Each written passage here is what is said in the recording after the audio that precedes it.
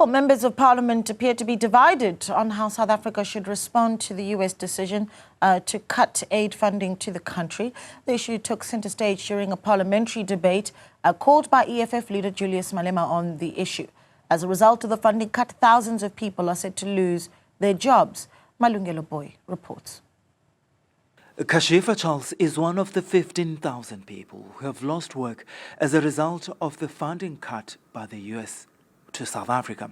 She worked for one of the 160 NGOs impacted by the decision in the country, most of which have had to shut their doors. I was actually retrenched last Friday on the 28th of February, and I'm not sure, there's no other NGOs that a person can apply to.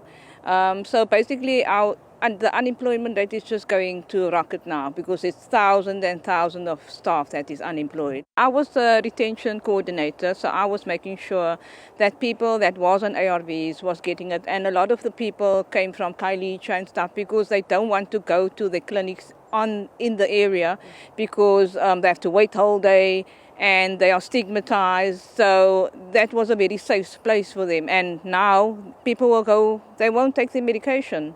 During the debate on the issue, lawmakers differed on how South Africa should deal with the US. Julius Malema says there's only one reason America is acting in this way against South Africa. The US aggression towards South Africa is nothing more than Israel's revenge for our moral stance in support of Palestine. Inkatha Freedom Party MP and Transport Deputy Minister Mkhuleko Hlengwa says South Africa must protect its sovereignty. The global political landscape is shifting rapidly, and sovereign nations are making decisions that have far-reaching consequences. The United States, in exercising its own sovereign right, has halted aid funding to South Africa.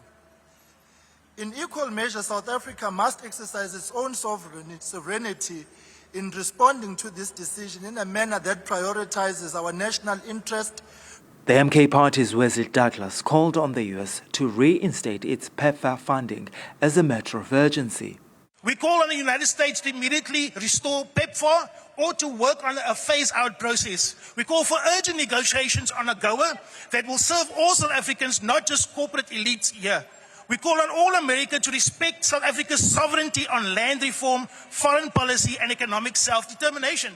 If the United States wants a strong economic and diplomatic relationship with South Africa, it must be built on respect, fairness and genuine partnership, not threats, blackmail or economic warfare.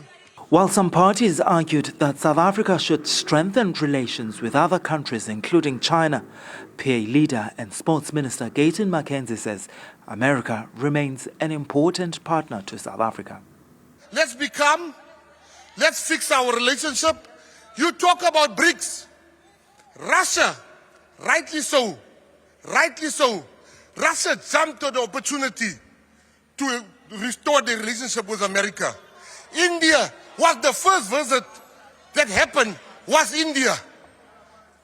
Don't come here. The world is going right. You want to go this way. We need each other. So I want to say to South Africans, you can howl as much as you like. At the moment, we can't even give our doctors a job.